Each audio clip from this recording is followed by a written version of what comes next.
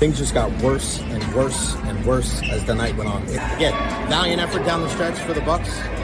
Just too little, too late. Let's go down and we'll see what Coach Fletch and the rest of the crew has to say. As always, go Bulls.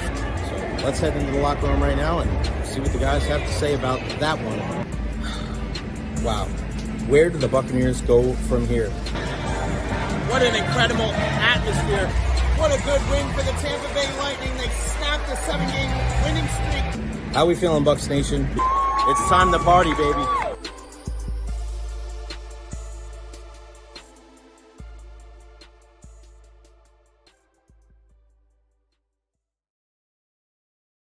What is going on, everybody? Welcome to the Recher podcast. Happy Monday, March 17th, 2025. It is St. Patrick's Day. Everybody wearing their green. I've already gotten a bunch of people looking at me crazy because of the freaking green shoes that I have on. I'm not showing you yet. You're going to have to wait until tonight for Recher's rapid reaction. You'll find out after the Lightning take on the Philadelphia Flyers. I am here at Amalie Arena. I hope everybody is doing well. Make sure you follow me on all social media platforms, Facebook, YouTube, Twitter, Twitch, TikTok. I am everywhere. Like and subscribe on YouTube as well. Listen, the support has been incredible. So thank you all. Want to get to this real quick. Help out Eric. He's been contacting us a little bit. Eric, what's up, Jay? Any advice on losing my dad? Anything will help. Eric, try to stay strong, my friends. We all support you, and we're all here for you, man. Make sure you talk to somebody, Eric. Talk to somebody. Don't hold it in. Don't hold those emotions in. Don't bury them down. We're so sorry for your loss. Make sure you reach out to as many people as possible, friends, family. If you have to seek professional help, there's nothing wrong there either. Nothing wrong with that whatsoever. Go talk to somebody. Don't ever feel like you're alone. You're not alone. Everybody is there for you. We're there for you. Try to remember the good times. I know it's never easy to lose a loved one, and you want to think about the time that you didn't have, or the time that you could try to get back. And I wish I could have done more. I wish I could have spent more time. But just stay with it, man. Stay with it. Live your life in his honor. I think that's another huge thing. Live your life in his honor. I try to do that, and I'm very grateful that I still have both of my parents. But I lost both of my grandfathers who were instrumental in me being involved in sports. When I was 9 years old, my grandfather wrote on a piece of paper that he thought I was going to be a broadcaster one day. And I didn't find that out until I was in my late 30s when I was already in broadcasting. And I always think about representing myself in a way that would make my grandfathers proud, and also my mom and dad. I always thought about that when I was coaching, Eric, and now I think about that on the radio too. And thank you, everybody. Russ, our guy Hammer, Jeff, Bart, Joel. You guys are the best. But I always think about that, Eric, and I have for a long time. Of people ask me, like, why don't you get down like in the mud? Why don't you get on social media and argue with these people? Why don't you go on social media and stick up for yourself when people are talking shit? Like, I don't care about stuff like that. I am not going to be in a place where I am going to make myself and disrespect the name that's on the back of my jersey. I always thought about like that when I was coaching. So in some semblance of a way, Eric, think of it in that kind of fashion of make decisions in your life from here on out that would make your dad proud, right? Don't let other people's actions, other people's emotions, other people's words affect you. Don't let it get you into a place where you're acting out of character. But yeah, never an easy thing. Never an easy thing at all, Eric. So again, continue to talk about it. Don't hold it in. If you got to come on the show every day and we got to say hello to you, man, we'll do that too. But always talk about it. Always. I tell everybody when you're going through something, you're not alone, man. You're not alone. And I don't know if you guys remember, but when we were when I was at WDAE, this was almost 2 years ago, when my girlfriend and we lost our son, Julius. I took 2 weeks off. And then when I came back that day, Zach wasn't there and I had to do the show myself. And I just remember getting on air that day and being able to speak for 20, 25 minutes on the air. And it was so therapeutic that I was just so blessed to be able to be in that situation, to be able to talk about it and get it off my chest. And the amount of people that were there and that were supportive and that were like, that went through something similar. You know, I had people that work here for the Lightning and came up to me and said, that happened to me as well. Thank you for being so strong. There was another woman that I worked with at iHeart that said, I went through the same exact thing you guys did, and I've been holding it in for 9 years. 9 years. She never talked about it, never spoke about it.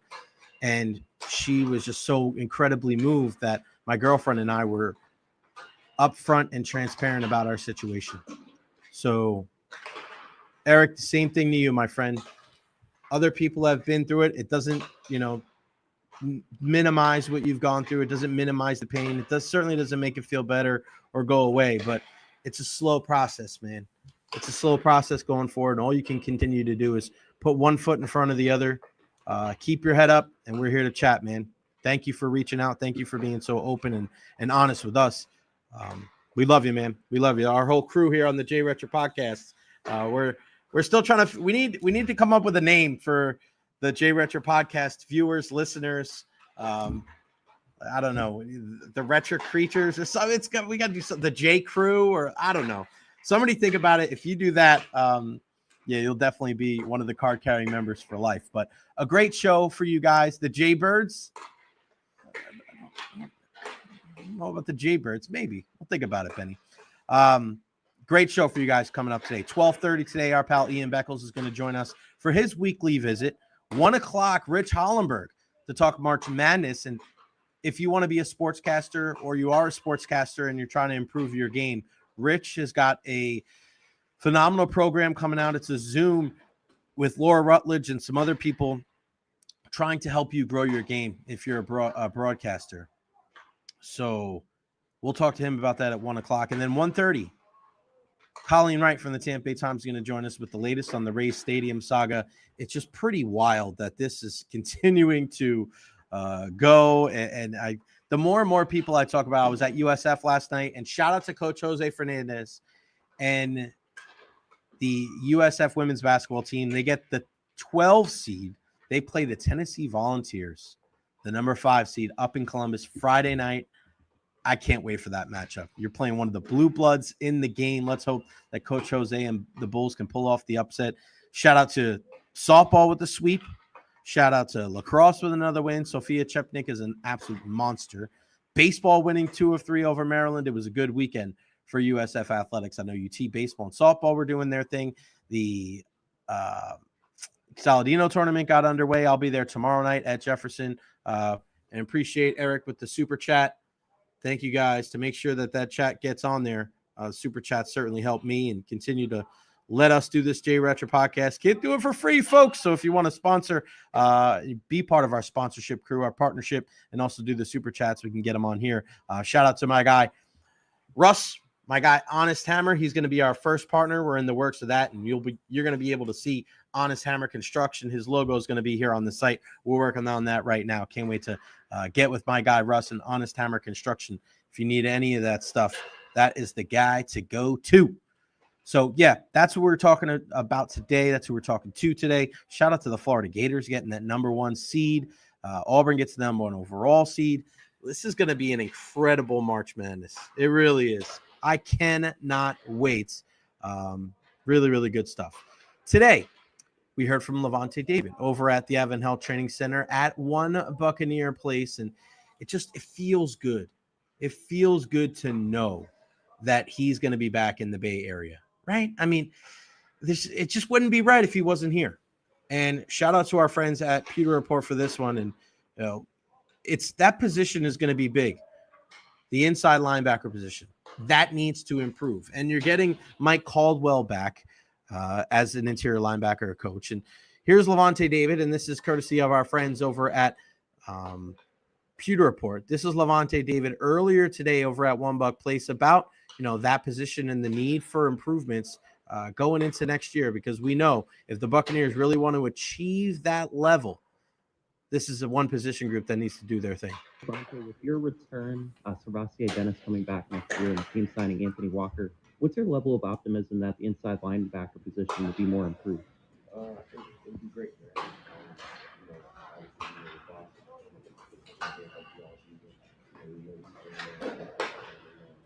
Anthony Walker, great player. It was great to see that he signed and I know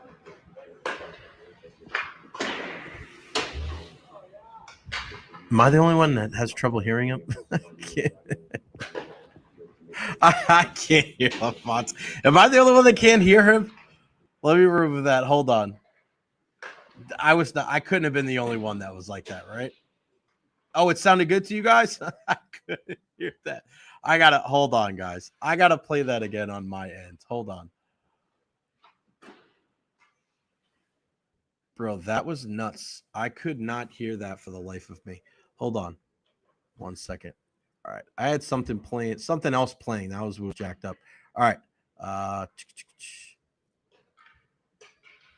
We'll play that for you one more time. This is Levante David.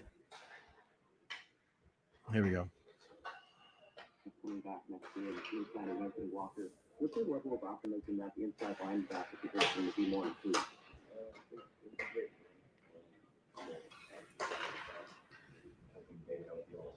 There you go.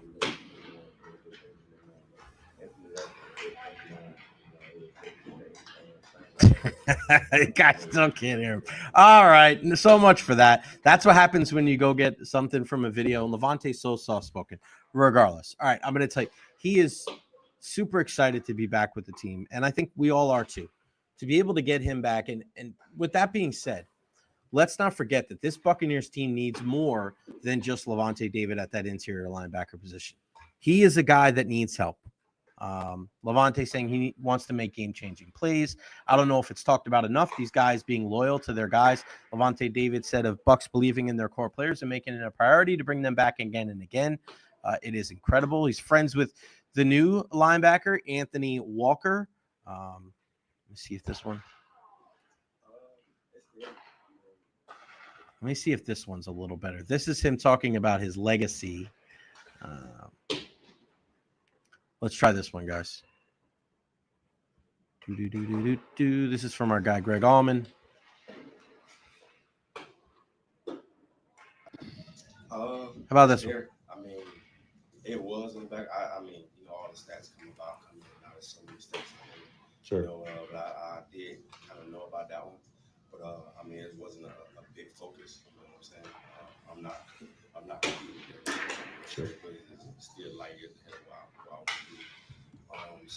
But go back to what you said, man. It would be incredible accomplishment. You know what I'm saying? To be, you know, the leader for a franchise, you know, tackles, you know, that's something every kid, you know, dream of, especially a kid in my position. So I never thought I would be signing a contract in 14 seasons with the same organization. Yeah. So it's incredible, man. It's very humbling. It's very amazing. It'd be great to do that. At the same time, I'm just blessed to be able to play this game. You know, EB is the franchise. You know, everybody knows we, motivate what they do here to us on the field and off the field. So for me to be mentioned in the same breath is always incredible. The great Levante David there, so soft-spoken, but you know how much it means to him to be able to be with this team his entire career. And we had this discussion with Rondé Barber last Tuesday, and I was able to cut it up, and we do need a Bose speaker to hear him. I'm going to post something out on my social after the show today. I cut up a video from the chat that we had with Rondé Barber last Tuesday. Of course, we spoke about the Valspar and about John Gruden and about Tiki Barber, but I asked him if the vibes and the culture with the Buccaneers were as good now as they've ever been. And he sounded like he agreed. Like, it didn't really go one way or the other, but he gave a lot of credit to Jason Light and gave a lot of credit to Tristan Wirfs and Levante David and guys like that. It's just a different world now. I mean, I've been here, it'll be 11 years. It'll be 11 years that I've been working in the Tampa Bay area, and I was there for some down years. I was there for some rough times where you walked into that locker room every Sunday and it was loss after loss after loss, and it was the same guy speaking, and Mike was there and Levante was there, and it's so different when Tom Brady came here. I remember that last training camp with Jameis Winston, and it was a lot of fun, but there was a lot of uncertainty. Is Jameis the guy? Number 1 overall pick. You invested so much into him. You were wondering if that last year right there, guess with Bruce Arians, no risk it, no biscuit. If Jameis can come in here, this is the make it or break your year. Make it or break it year. If he's able to come in and to have a good season with Bruce Arians, maybe Jameis Winston is that guy. And then what happens? Jameis is gone. They bring in Tom Brady, and then the entire demeanor of the team changed. Of course, no offseason because of what happened with the pandemic, but just every single time you were around Tom Brady when he was with the Buccaneers, that level was raised. No balls were hitting the ground. Guys were having fun, but there was a lot more of a serious tone around One Buck Place, even Raymond James Stadium on game day. It was just a different attention to detail. There was a different focus. And when you see that, there was like just the after effects of his time here and the way that it was able to be carried through. And you can't take that lightly, especially because like Bruce isn't here, Tom isn't here, Gronk's not here, AB's not here, Dominican Sue's not here, JPP's not here, Fournette's not here, Marpet's not here. There's a lot of guys that aren't here from that championship team. But the guys that are still here are such strong leaders and such impactful human beings inside that locker room that they were able to carry over those traits and carry over that chemistry and teamwork, even through tough times. So it just shows you how strong of an impact that guys like Mike Evans and Levante David and Chris Godwin and Tristan Wirfs and Antoine Winfield, and even guys to a lesser extent, a quiet confidence of a guy like a Jamel Dean, right? Like, you may not like him and you may think that he's got room to grow, and I get that. But there's one thing that you can tell when it comes to a guy like him and a guy like Vita Vea, like they're working their ass off every single game, every single practice to put their team in a position to win. And they know what it looks like. They know what winning looks like. They know what type of effort it's going to take to be a champion. And you look at this building right here that we're in at Amalie Arena.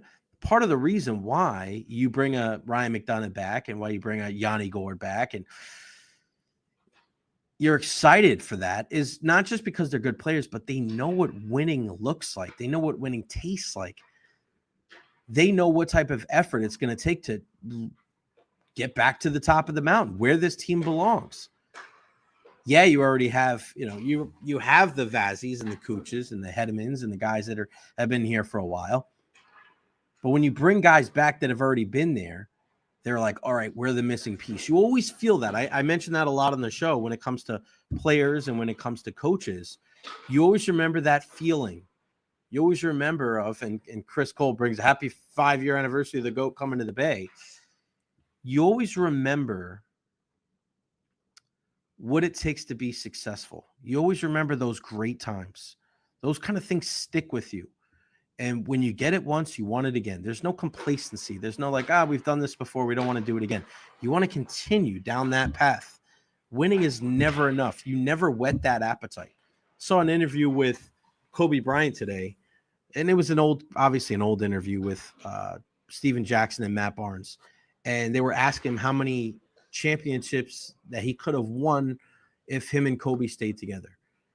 And what were his goals? And he always wanted to win a 6th championship so he could sit at that table with Michael Jordan. But his goal was to win 8. And he thought if there was no San Antonio Spurs that they could have won 10. You're never complacent with 1 because you know how hard it is to get there. And you know the type of effort it takes to put in to achieve that greatness. And once you're there, once you're on that boat, once you lift that Stanley Cup, there's nothing like it. There's nothing that matches that. And every single guy that suits up every year, you want to achieve that goal. Now, of course, you want to make some money too. Of course, that's a huge aspect of it. But that championship taste, I know Yanni, speaking to him today, that's a big reason why he's back here and why he's so excited. And speaking of Yanni, we were very lucky to be able to sit down with him today. He, for a guy like that, to be able to be here and be so comfortable in the Bay Area and his family, like, don't forget about that too. And that's, I didn't include that part to the interview because there were some personal discussions that we had as well. But we forget sometimes about these athletes that they're human beings too. They're fathers, they're husbands. And, especially you're moving from Seattle to Tampa Bay, you have to move your wife and 2 kids too, 2 kids under 7.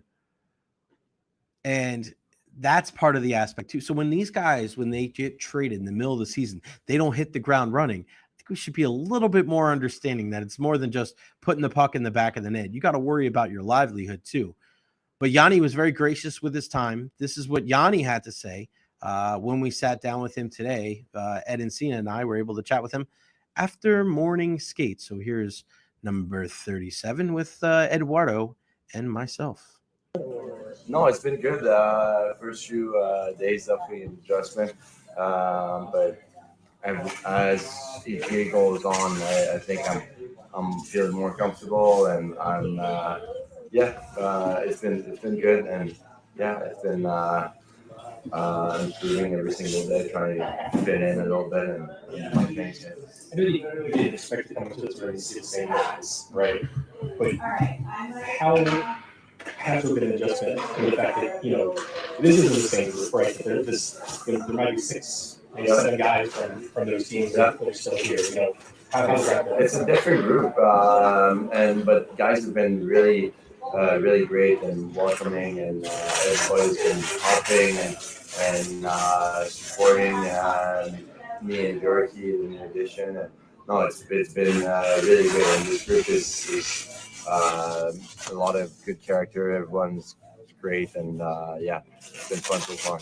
How nice is it when you get back with Coop? Because he likes to put those lines in the blender sometimes, and you just start like, all right, here's Coop with me with who the heck knows from period to period. It's okay. Like you go out there, it's great. You go out there, you focus on your game, and things are gonna change. Things are gonna happen.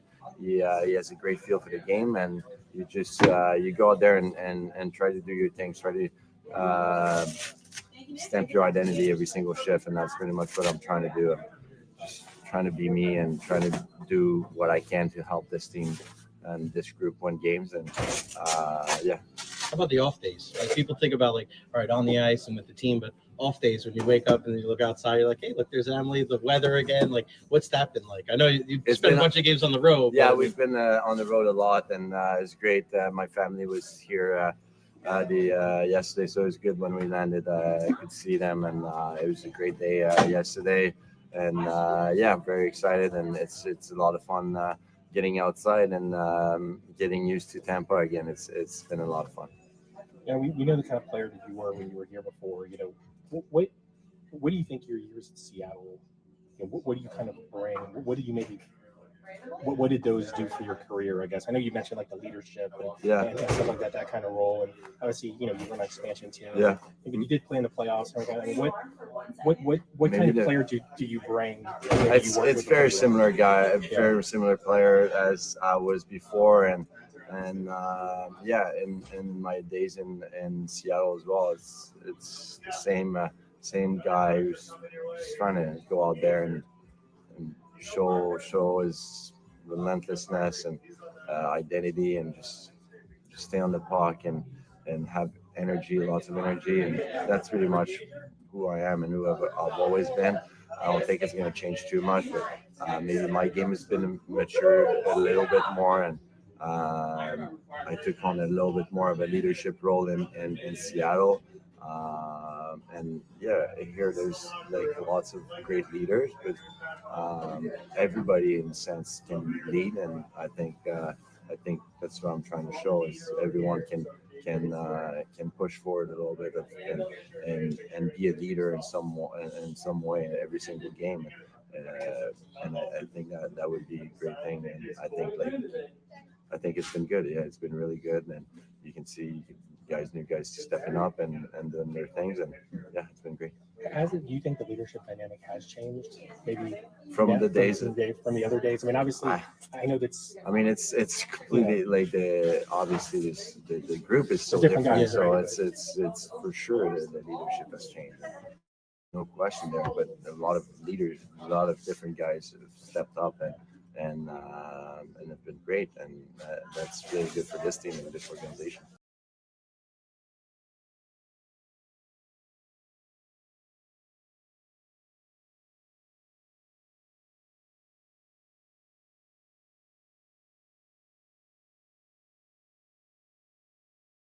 There you go. I got to unmute the mic. I mute my mic sometimes on those long videos so you guys can hear them a little bit more clearly, especially when there's stuff going on in the background here. But that question that Ed asked, which was super, intricate, where he was trying to get him to be a little bit more, just, hey, what about the leadership?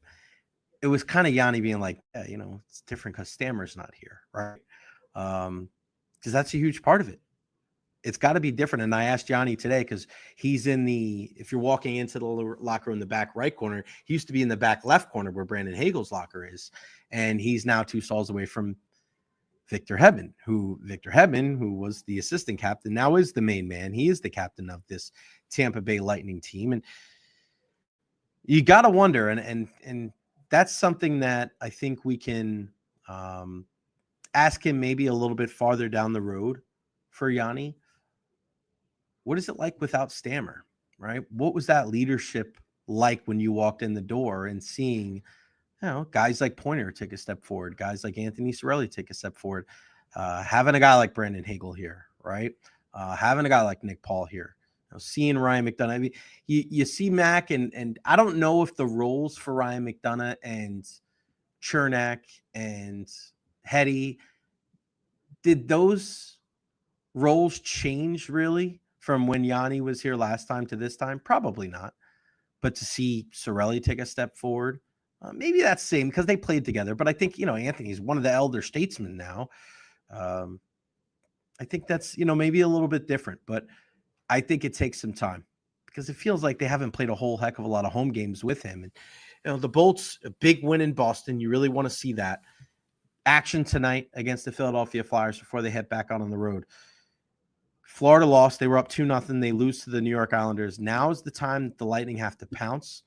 This is the time that if they want home ice advantage, they got to win these games. They got to go on a little bit of a tear here, and it starts tonight against the Flyers team that, John Tortorella is going to have these guys ready. They're not going to rest on their laurels. You remember Torts from his time here, and there's been some, there's been some interesting affairs with these two teams when they've played. Not even just the Flyers, but when Torts was with Columbus as well. So the Lightning have to bring their A game today, and it was an optional skate. Andrei Vasilevsky was on the ice. John Cooper did not speak, even though we saw him in the locker room. He'll speak at 5:30 today. But Vasi was in the starter's net. He's going to play. But did they go 11-7? Did they go 12-6? Pretty much saw everybody at least walking around today that wasn't on the ice. On the ice, you had the Gonzalez and Glendening and Gergensons and Atkinson. Defensively, you had Radish and Perbix and Lilleberg and JJ Moser were out there. But we didn't see Cooch wasn't out there, Cirelli wasn't out there, Point wasn't out there, Gensel wasn't out there, Hagel wasn't out there. But I saw Hagel walking around downstairs, saw Hetty, saw Chernak, saw McDonough. There's like pretty much everybody was here. So, I mean, maybe as healthy as this team has gotten and has been all year long. But what is it going to look like come playoff time? I really do hope that we see some infusion of young players, whether it's a Connor Geeky, whether it's a Dylan Duke, whether it's an Isaac Howard, what Michigan State has done. Because I think that's the little spark. And I'm glad that Bjorkstrand and Gord are here. I think that's a step in the right direction. But I think there's just one more or maybe two more guys. Or maybe is it a Crozier on the blue line? I still think there's a little something that they need to kind of push them over the edge because they got the firepower, they got the goalie, and of course they have the big time defenseman. All right, let's bring him in. for his weekly visit, the one and only Ian Beckles. What's going on, buddy? How are you? What's good? How's life? It's going well, man. Feeling better. I'm feeling alive this week. Last week I was dead for 48 hours, so I wanted to come by and play some poker with y'all, but I was like, I wasn't here. I wasn't in the realm, man. I had the flu in the worst way. I missed your money. Yeah, I bet. Who won? I mean, I took everybody's money. You know how I do it. Come Yeah, on. man. I got to bring you do it. reality. Come on, So- come get some. Come on now. Did you go on Mike's show today? I was on Mike's show today. How'd that go? It went well. Yeah, Gio was out. And Carmen is out. So the lovely JoJo was in there. Tony Burton, his agent, was in there, and the great Johnny B was manning the board. So It was a star-studded event. Yeah. Bro, it was so funny last week when he was telling you that he slept with his wife. Oh my God, that was so funny. And they put it out on social. Your face, it was hilarious, man. It's must listen to stuff, that's for sure. Levante David spoke today over at the Advent Health Training Center at One Buccaneer Place. He's coming back once again. Could you put into words what he means to this franchise? I mean, he's a surefire Ring of Honor. I don't know if he has enough of the national accolades, Ian, to be a Hall of Famer, but he really has been the model of consistency. And while he may not be of the level of a Brooks or a Sapp, I mean, man, he's definitely going to go down as one of the greatest Buccaneers of all time. I think the only downfall I have with Levante David, and there's only one, is that he plays the same position as Derek Brooks. Right. And that's as real as I could be. Like, as far as Buccaneer linebackers go, I'm going to give Levante David 2 behind Derek Brooks. Right. Like, you can't, listen, Derek's my people. I play with Derek. I watched Derek walk into the locker room. I saw Derek's entire, career. I hate for anybody to be compared to Derek Brooks because I'll say to them, go back. Because your guy, whoever you're comparing him to, like, once again, if you're a Derek Brooks fan, show me a play where Derek Brooks dove for an interception. The ball hits him in his chest. That's not an accident, okay? Right. That is brilliance. And the Buccaneers were blessed to have a bunch of brilliant, great football players on the field at the same time. And I think it's an understatement how good that defense was back in the day. But Levante David himself, I just think he's a model of excellence. I've never heard a teammate, coach, a media member say anything negative he's ever done. And the media part to me, but when you talk about a locker room and coaches going gaga over people and the respect, when you get the respect of your whole organization, he's a different dude, and he's definitely a different dude. Ben Bredesen comes back on a 3-year deal. Did that surprise you at all? And how important is that continuity for that offensive line? I mean, you knew you were going to get 4 out of 5, but Beck, you and I, we've known each other for a while. There's been years we didn't know if there was 1 or 2 good linemen on this team. We knew that there was at least 4 guys that we were happy with, and now you're getting a guy, and I know the PFF grades didn't look great for him, but I know Tristan wanted him back. I know everybody else on that O-line wanted him back, and for Jason Light, who loves him some offensive linemen, to give him a 3-year deal, it shows that the Bucs wanted him back too. What do you like about his game, and how important is that continuity to that offensive line? I think the one position I think would be hard to grade on Pro Football Focus would be the offensive line. Right. And I don't know if I've never really compared like what I think to their grades. So I'm not saying they don't know what they're talking about, but sometimes, especially on offensive line, the worth of somebody won't be able to be measured. Okay, the toughness, pushing yourself through, being acclimated to a system that whoever comes in here that wasn't going to be him had to relearn, and then Tristan Wirfs has to relearn. So every time I played beside a new tackle, I had to relearn the tackle. So every tackle moves different. Every center moves different. So just to be the same is almost always good. Now, in this situation, last year, the Buccaneers offensive line, I don't know if they didn't put in one of the best years of an offensive line in the history of the Buccaneers. They pass protected their asses off, and they ran the football well. Look for the last time the Bucs ran the football as efficient as they did last year, and that's offensive line. Bucky was great, but it's offensive line. Bucky ain't nothing without that offensive line. Yeah, we know how much it goes into it, right? Yeah, play calling, it's got to be the offensive lineman, and we got to obviously have a good running back to really get into those holes and do some big things. It's an exciting year for the Buccaneers because I think like you start looking at some of the pieces, you get Levante back. They need obviously to build more in the draft. What about Todd Bowles here going forward? Now that we've kind of judged him in the past of like what he's done or what he hasn't done. You and I have spoken about what people don't like or do like about him. What is a successful year going forward in 2025 for Todd Bowles? Or maybe a better question is what is there a standard that he has to reach to kind of quelch some of those naysayers? Like, does he have to make the NFC Championship game this year, Ian? Does he have to make it to the Super Bowl? What do you think? Well, it's hard to just predict that because it's just we have to see the way the season unfolds. Right. There's a difference if you have Tom Brady as your quarterback and everybody's coming back and there's no injuries and you make it to the first round and get knocked out, then it's different. You know, we don't know how the season's going to unfold. Injuries are something that nobody can predict. And when you see teams like the Lions last year, they didn't look the same in the playoffs because they weren't the same. But people aren't going to give Todd Bowles the same kind of rope that they gave Dan Campbell. Sure. Right? Sure. So, like, even if they have injuries this year, people are going to say, well, Todd didn't do this.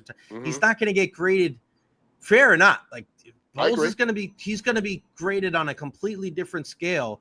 He's not on the hot seat. I wouldn't know, but let's say they go through I just feel like it's such a unique thing that – until he builds it up to win a Super Bowl, I think there's going to be people that are going to always doubt him. Well, that's a fact. Listen, people doubt Mike Tomlin. Okay, so isn't that a great example of how I'm not going to say coaching is relevant, but having great players is the most important thing. Right. Okay, because Mike Tomlin's a great coach. Like I don't want to. Mike Tomlin's record is going to be, he's going to get the most out of that. Okay, I think Todd Bowles is of the same ilk. I mean, I think if Todd Bowles has the right pieces put together, I think he's able to do it.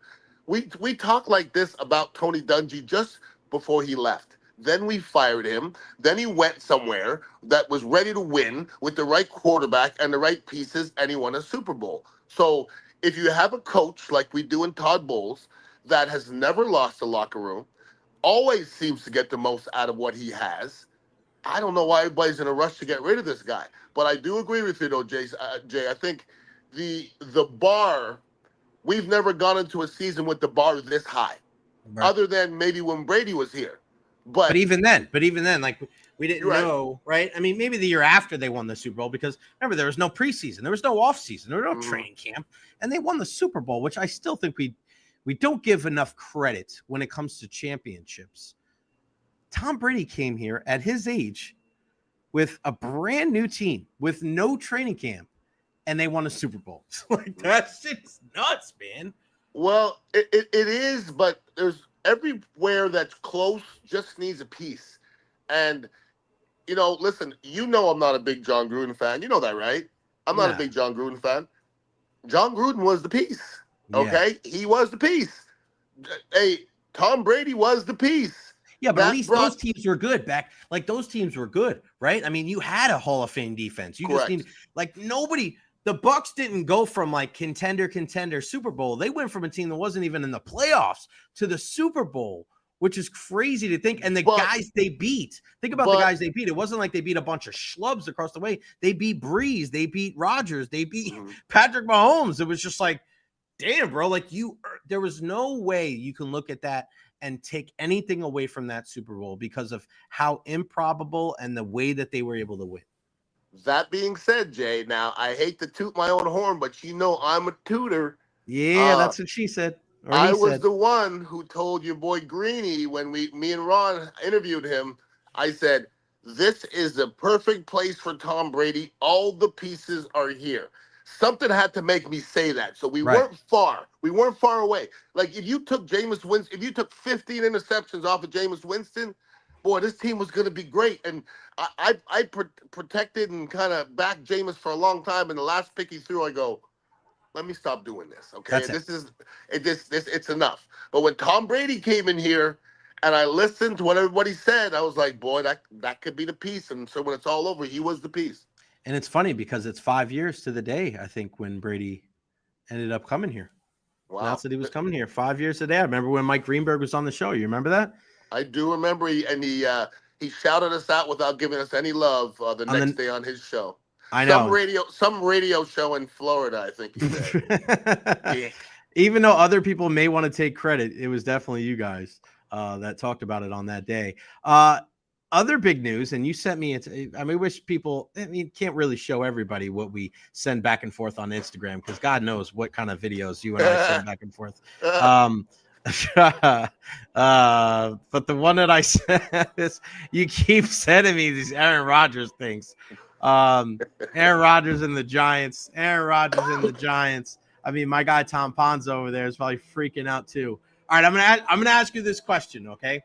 And I want you to answer this completely honestly, no joke. Okay. If you had to pick between Aaron Rodgers and Jameis Winston, and you're a Giants fan, who do you want as your quarterback this year? That's easy for me, Jameis Winston.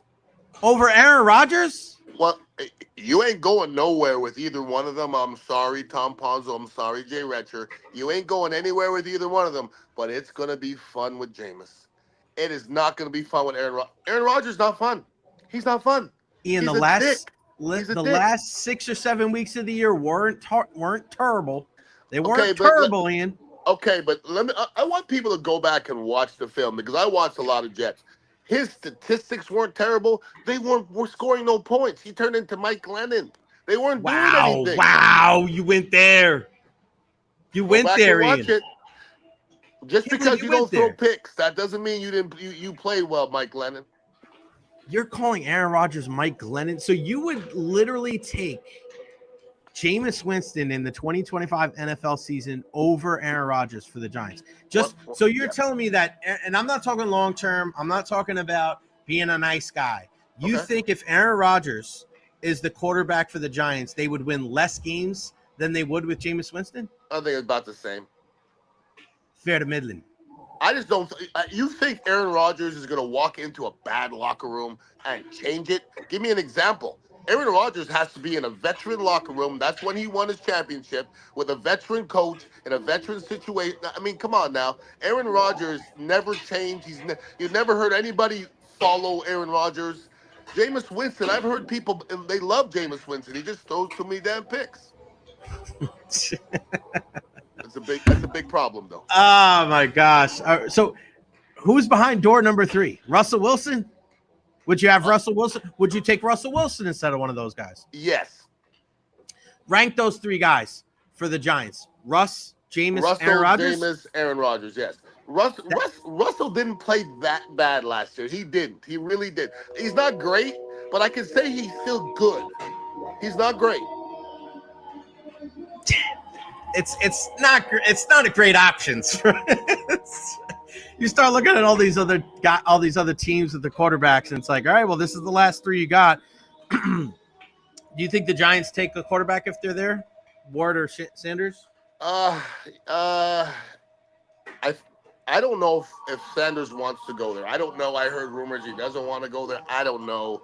I hate developing and thinking that a draft's going to help you. Even when you were talking about the Bucs, the Bucs got a draft. I can name on one hand the amount of Bucs that were a difference in their rookie year in the history of the Bucs. Okay, so if you want to be good next year and you're a Buccaneer, you know what has to happen? The players that you retain have to get better. Right. Your defensive line has to be better. The offense line has to be better. The DBs have to make more plays. We got to punch out more. We got to get more strip sacks. We didn't get that last year. We just got to be better. But to think that rookies are going to come in here and make anybody better, and a rookie quarterback in a bad situation has never worked. It takes 3 years. Yeah, unless you're Jaden Daniels. But even then, that situation was probably better than most, right? Yeah, Jaden Daniels is becoming an anomaly. I don't check off on people the first year. I'm fin to check him off on the first year. That was tough all the way, like even to the end. Like I said, the Bucs are going to beat him. He's a rookie. He's in the playoffs, and he played great. The next game, I'm like, damn, this kid just doesn't care. He's different. You know what we got to do? There's a guy on Twitter named, I think his name's Liam Mitchell. He's a fan in West Virginia, and he has this thing called Bucs Vault, and he has plays throughout Bucs history, and he's up to like 500, and you're in a good chunk of them from the 90s. Okay. Bro, there was one the other day. It was, I want to say it was Chris Chandler or Vinny. Okay. But you threw down, I think it was Green Bay, and you threw the guy down on the ground, and he was hurt. And the dude was like, it was, bro. And it wasn't even like you threw him on the ground. You just like yanked him. And it's almost like you pulled his shoulder out of his socket or something. And the guy was like, and it was just like the most awkward thing. And I was like, ooh, Ian, check that guy up, bro. I like the sound of that. I used to be a big meanie back in the day. I'm just a big teddy bear now. We should probably do that on Wednesday. We should look up some of these videos and then have you break them down. I'm game. That'd be fun. I want to ask you about the Shedeur Sanders thing, because we heard a couple of weeks ago from Josina Anderson that there's a person in an organization saying that Shedeur was falling down the draft boards, that he was too arrogant in his meetings, and she was trying to make it out or make it seem like it was just he felt that way and then not other people in the organization. And that the reason why they were saying that was, because he's a young black athlete, and so you kind of didn't hear anything for a couple of days. Then a guy that you and I have a lot of respect for, Trevor Sikkema, goes on Dan Patrick and said he heard that same thing from multiple people, that it wasn't just one guy, and that there was a lot of people that were talking to Shedeur Sanders like, yeah, they deal with arrogant and cocky players all the time, but there was just something different about these interviews, and the tape still doesn't like stand out. He's not like a can't miss athlete. What do you make of the Shedeur Sanders thing? Do you think it is dramatized? Because I thought it was like, all right, one person, he probably still has that, antiquated way of thinking. But for Trevor to go on Dan Patrick to say that he heard it from multiple people, I mean, I don't know if we're at the age now that like people are scared of arrogant quarterbacks. Like if he was that good, who gives a crap? Cam Newton was arrogant as hell. He was the number one overall pick. Jameis Winston, pretty arrogant guy. He was the number one overall pick. Ian, if you're that good, people are going to look the other way, right? Well, first of all, in 2025, to hear something from multiple people means zero. Okay, because we've heard false reports from multiple people. I've gone out and put something out, and it was false, unequivocally false. Listen, if I hear something on ESPN, I think it's law. They've been wrong many, many, many, many times. Okay, Right. So to hear from a lot of people, let me say this about the draft room, Jay. The draft room itself and the interviews that are conducted, anybody that knows what happens, if any of those guys leak anything, they'll be fired immediately. So anything you hear will be from maybe somebody else's agent or Right. another agency. There's always biases in every ESPN has a bias, okay? Whether like it could be Kirk Herbstreit like this quarterback and he wants to put down Shedeur Sanders. Shedeur Sanders is the biggest name to come out of football in a while because of his name and what he's done and all that kind of stuff. And nobody's ever made that much money coming up. There's going to be haters. Nobody's going to talk about the quarterback from Duke or the quarterback from Wake Forest. If they need to hate somebody, they're going to hate Shedeur Sanders because he has a long way to fall. So with Deion Sanders being your father, I don't know anybody that's a bigger character Deion Sanders is one of those guys that you got to love him or hate him. So unfortunately, Shedeur Sanders is going to fall in that category. My problem with the media in general is a lot of guys, they get to a point where they don't like somebody and they don't even care if they play well. You see what I'm saying? Like, they have an opinion over an athlete, and then they'll say, even if he plays well, and Colin Cowherd, who I actually like, okay? He did that with Baker Mayfield. He needed to apologize to Baker Mayfield. I'm sorry, I had it wrong. I didn't think Baker Mayfield was a big deal. So the media is so quick to jump on somebody, and to hear you heard it from multiple sources these days, I think is nothing.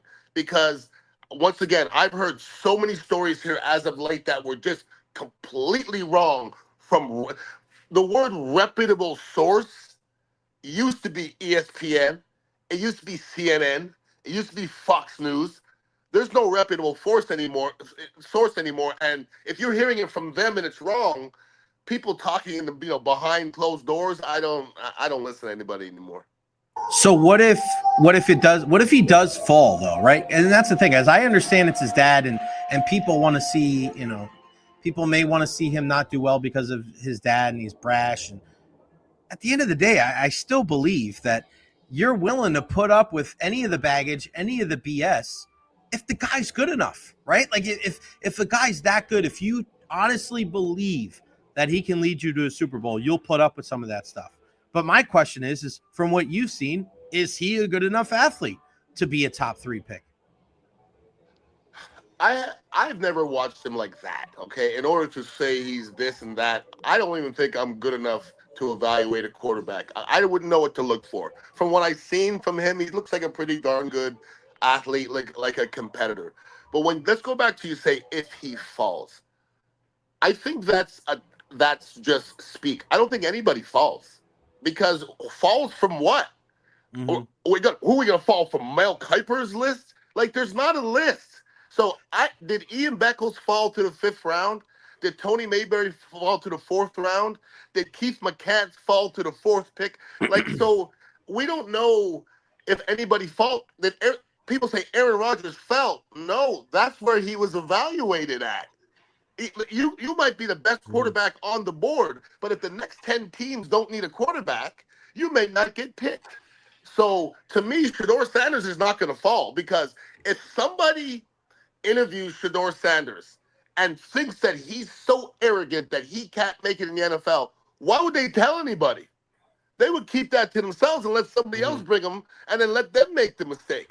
So somebody saying that Shedeur is to this or to that, to me, that's just hate. And I've never seen anything that I've heard him say or do to make him think that he's like, are you going to tell me he's full of himself? He makes $6 million a year. How much do you make? You're supposed to be full of yourself. He makes $6 million. He drives a Rolls Royce. He's full of himself. Yes, he is full of himself. His daddy's Deion Sanders. Yes, he's full of himself. Please.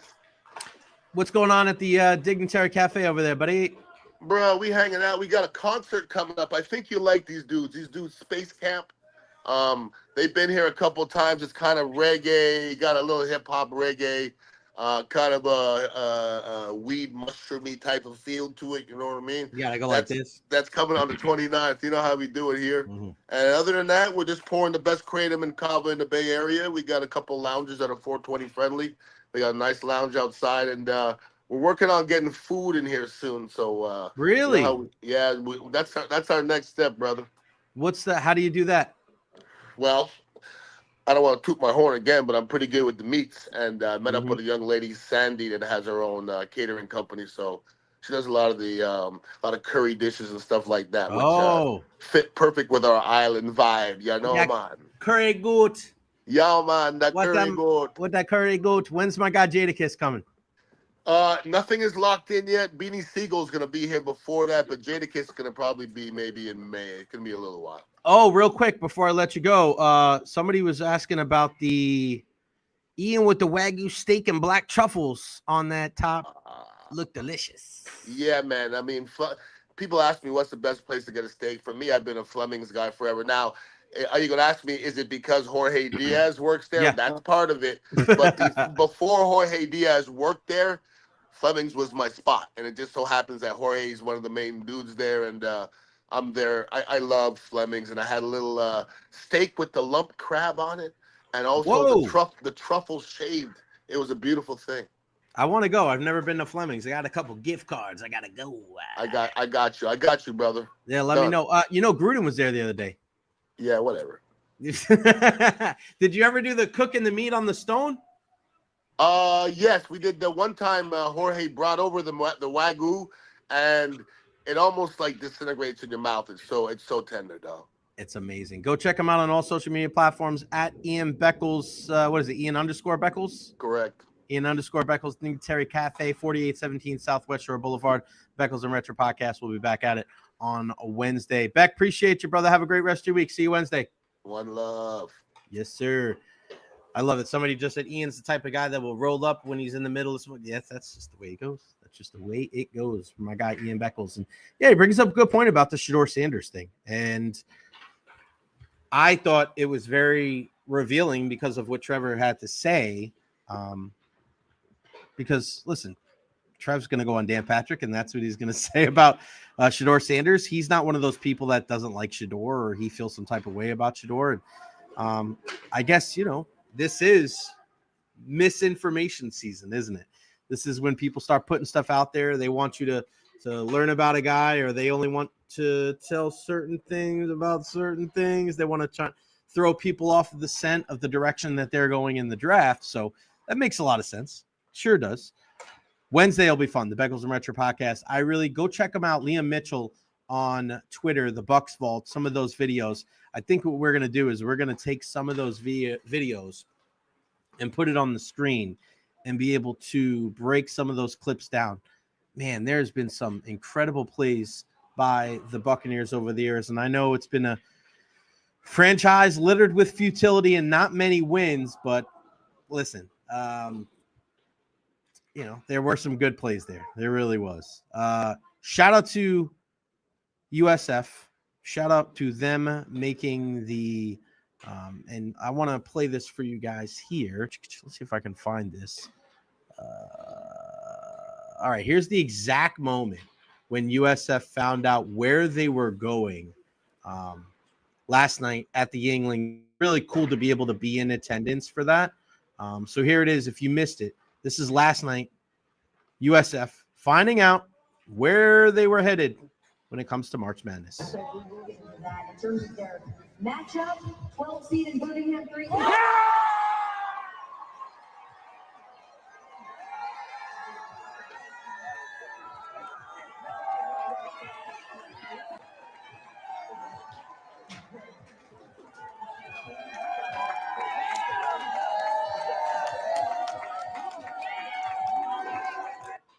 Really cool to be able to see South Florida last night, to be at the Yingling Center, to get that news, right? They weren't one of those teams that were waiting to find out if they were making that. They knew a benefit of winning the American Athletic Conference behind the MVP Carla Brito and the job done by Mama Dembele and Sammy Puisis and Vicky Blasick. This is a team that now let's take a step up, right? Let's see if they, for the first time in program history, can make it to the second weekend. Because that's one thing that Jose Fernandez has not been able to do there at South Florida. They've been able to win a game, but to win 2 games and to be able to get to that second weekend, to be able to go home and to be able to go back is something that the Bulls have yet to do.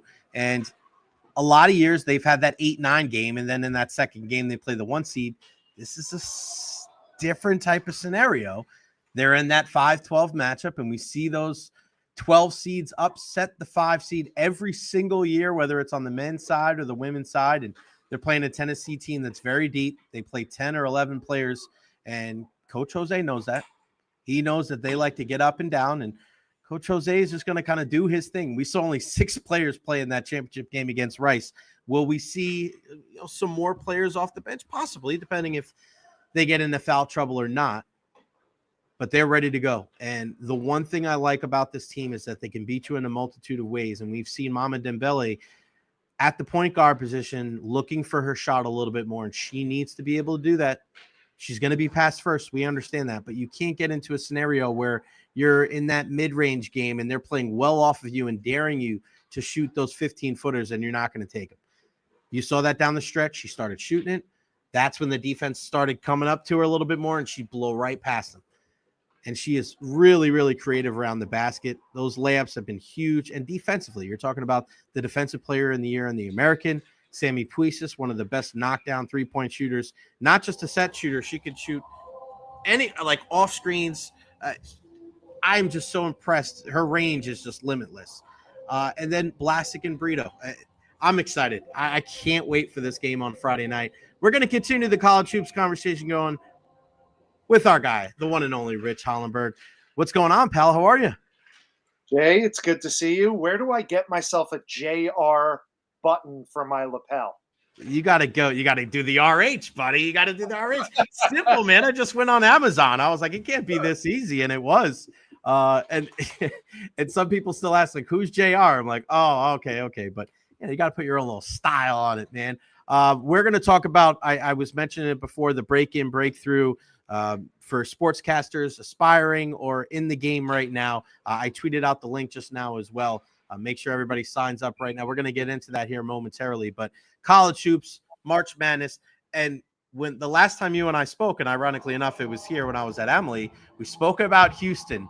And that's a team right now that, I know there's teams that are going to look at Florida. They're going to look at Auburn. They're going to look at Duke. But Houston's another one of those teams where they are just so dangerous, and a team to certainly keep an eye on as the tournament gets underway this weekend.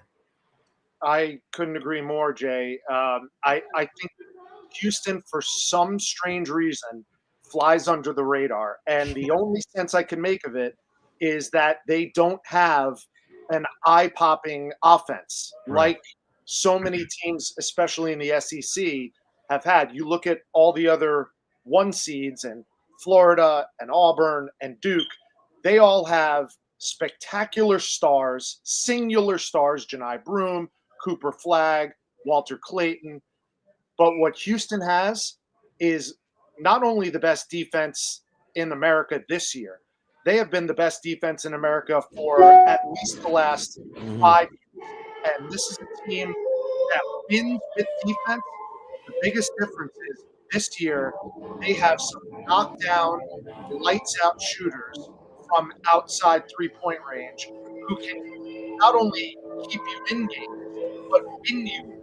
Emmanuel Sharp, Tampa native, is one of the best three-point shooters in the country, and he always plays his best in conference tournament games and postseason games.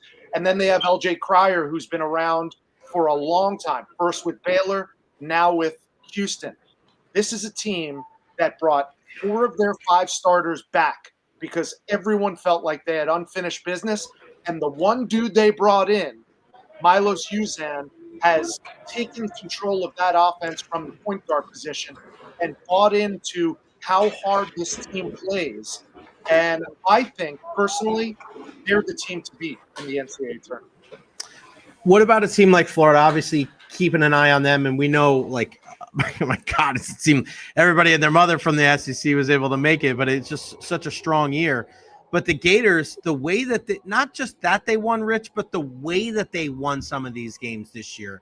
I know if you're a Gator fan, you're probably as optimistic as you've been since the back-to-back teams, right? I mean, this is a, they're on that short list to win it all.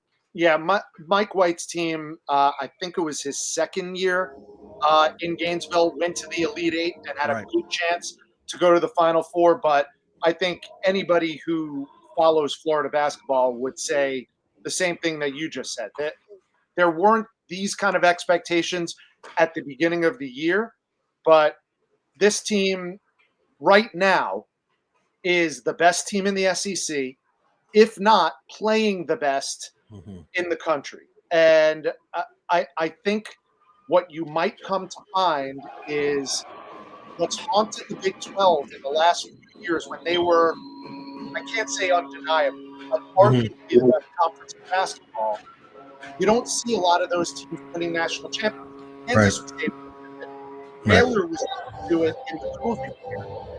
You just wonder, and this is what I'm wondering, was the SEC so good and the pressure and intensity so ratcheted up in the regular season and in that conference tournament in Nashville that just finished up on Sunday? Was it so good that there's going to be some kind of a drop-off now that we're in the NCAA tournament? I mean, Jay Billis has said it on record. he thinks that winning the SEC tournament is going to be harder than winning the NCAA tournament. So do things get easier for these schools in addition to, the Auburns and the Alabamas and the Tennessees? Or is there some kind of a letdown and some of the wear and tear that these teams went through in the regular season gauntlet is now going to have a negative effect on them when they play in the biggest tournament for anybody in the NCAA tournament? That's another reason why. Listen, Houston is hiding in plain sight. They lost one game in the conference this year, and everyone thinks SEC, SEC, SEC. The Big 12 was pretty damn good this year, Jay.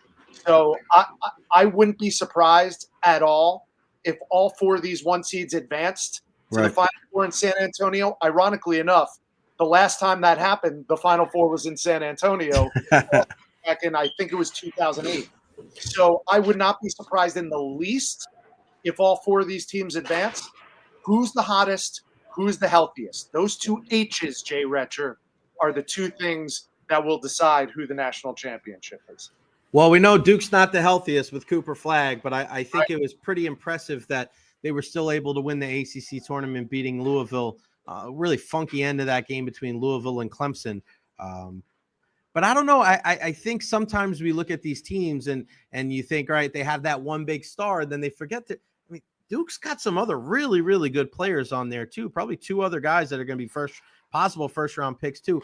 Where do they kind of fit in? I mean, it really is all dependent on Cooper Flagg, but there is still talent there. I think some other Duke teams maybe have been a little bit more top heavy in years past, where if a guy went down, but I think John Shire's club is maybe I don't want to say underrated, because you're not going to be underrated for a one seed, but I feel like they're a difficult team to judge in comparison to some of these other clubs. Well, I think the big question is Cooper Flagg. He'll play, especially with everything given what's at stake. But how much and how good is Cooper Flagg going to be? One thing that bodes well is in the semifinals and the finals, that Duke team played really well without him. That was kind of a rallying cry. You mentioned Tom Campbell is like the Dalton Connect of this year in college basketball. Malawach is a force in the middle. They've got lots and lots of pieces. And the biggest thing about Duke is they're really good on the offensive end of things. But this might be the best defensive Duke's team that we've seen in a long time. So while the SEC was so amazing, while I just finished falling all over myself telling you how great Houston is, I think this could be the most evenly balanced top four teams that we've seen in a long time. I don't think anybody could be or would be shocked. Auburn, Florida, Houston, or Duke cut down the nets in that first weekend because they're all four outstanding teams. And I think there is a pretty decent separation between those four and the two seed and the three seed. St. John's, I want to ask you, we'll get to Auburn in a second. I want to ask you about Auburn, but St. John's, to me, I mean, I grew up watching St. John's, right? Like, that's the team. My dad told me about St. John's. I grew up watching Big East basketball. Like, it's just, there's nothing, I can't compare anything else in sports to the Big East tournament every year, because that, to me, some years was more entertaining than the NCAA tournament. You just never knew what was going to happen. You were going to see a 3 overtime game. You were going to see some incredible shots. You were going to see physical play. You couldn't even play in the tournament if you weren't physical. And now here comes Rick Pitino in the white suits, and here comes Rick Pitino battling. I mean, what kind of chance did they have? Like, is this a team are they built for March Madness? I think they are, in the sense that they are a classic Rick Pitino team on the defensive side of the ball. Right. I think they are elite defensively. What I'm not so sure about is their shot-making ability. Mm-hmm. And if you're going to run up, especially in the second weekend, if you're going to run up against a team, and forgive me for not knowing this off the top of my head, I don't have a bracket in front of me, who the number 1 seed is in that region. Right. If you're going to run up against a really good defensive team that has an equally good offense, how is St. John's going to match up with that? Good point. They'll lock you down. They'll keep the game in the 50s and 60s. But like I said, the biggest separator for a Houston team this year versus other years is they can score now, inside and outside. And I'm not 100% sure if the St. John's Red Storm can match that type of offensive output that these other elite teams can on both sides of the basketball.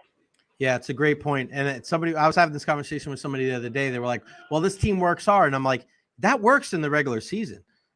But when you get into the playoffs, the teams, everybody works hard. Everybody works hard. And then they have talent. And then they have great coaching too. And I guess that leads me into asking you about Bruce Pearl in Auburn.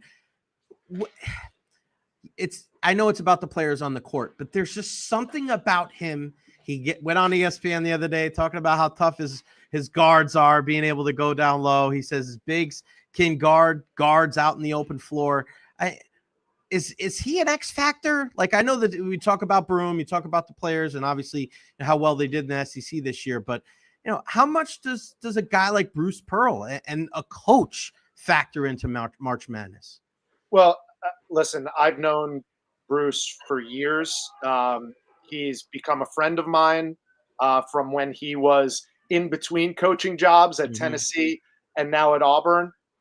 We got to work together a lot at ESPN. And I think it doesn't really matter what I say about Bruce. It's what other coaches in America say about Bruce. He is one of the finest tacticians in all of college basketball. So, yes, I think to your point, he is a difference maker. But Kelvin Sampson, to me, is a Hall of Famer without the Hall of Fame title. Right. And certainly Todd Golden still has to earn his stripes. He's a super young coach, but elite offensive mind. And John Shire, same thing. They haven't earned their stripes yet. Right. Not saying that they won't, because the guess is that they will. But the one X factor I'll tell you about that Auburn team, and this goes back to you saying you grew up watching Big East basketball. I did too. I'm a Jersey guy, and they have a Jersey guard, Tahad Pettiford, who is not afraid of the big moment. He's a McDonald's All-American. He hasn't played great in the last few games. But, man, I got to see him up close and personal when Houston and Auburn met in November in what felt like a Final Four game. I called that game. And Tahad Pettiford was the star in that game. And he's been a star all season, but in a league and a team with Janai Broom that is full of stars, he took a little bit of a back seat. This dude is going to be an X factor. He is not afraid of the big moment. And if he can rise up and raise his level of play, he's a guy who you're going to see in the one shining moment highlights for Auburn, because he is a guy that is not afraid of taking and making that big shot. And if he is doing that in this tournament, then Auburn will be. I just can't wait till it gets underway. Before we talk about your break-in, breakthrough, everything we've got going on for these aspiring sportscasters and current sportscasters, I want to ask you about the game that you were calling at USF, the Love Wins night. You had such a prophetic call there at the end as USF was able to come away with the victory. It was a tumultuous season, obviously losing Amir right before the season. They're starting the search for his replacement, and we tip our caps to Ben Fletcher and the way that he was able to kind of hold this whole thing together. But what was it like to be on the call that night with Tom Crean, who we all know Amir meant so much to him and means so much to him? Sometimes it's more than just sports. And I thought, like, just with you two guys being on the call, it just made that much sense. Like, you guys did such a phenomenal job. I went back and watched the game on ESPN Plus after. But what was it like to be a part of that, Rich? Because you've been a part of so many great broadcasts in your career, but to be at a place in your backyard on such a special night, you felt the energy in the room. What was it like to be the play-by-play man that night? Well, Jay, it was humbling and an honor, to be honest with you, that my bosses at ESPN tapped me to do that game.